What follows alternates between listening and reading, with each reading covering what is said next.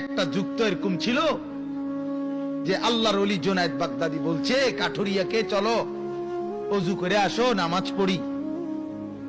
এক কাঠুরিয়া বনে কাঠ কাটতেছে, সে বলতেছে কি বললেন, এক মুসলমান কি ওযু ছাড়া থাকে?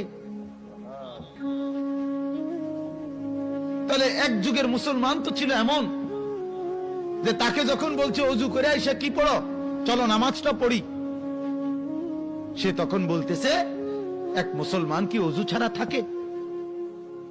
তার কাছে এটা অবাক লাগছে।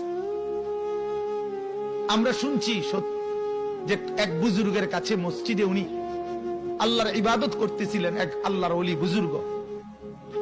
ওনার কাছে কেউ গিয়ে বলছে আপনার বিবি তো তালাক হয়ে গেছে, আপনি খবর রাখছে জানেন?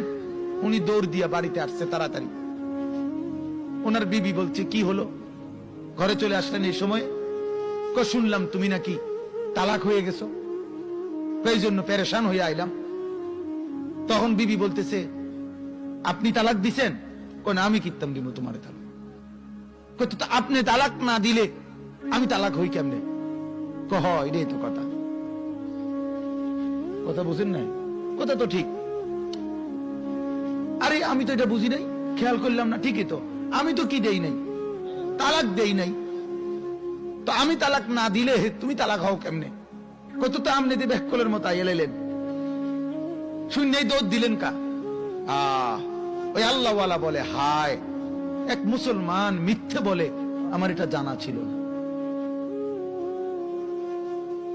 এক মুসলমান মিথ্যে কথা বলে, এটা আমার কি ছিল না, জানা ছিল। বুঝেন নাই কথা? ওই জন্য ওনার ওই সেন্সও ছিল না যে কি কইলো, মনে করছে মুসলমান কেমনে মিথ্যা কথা।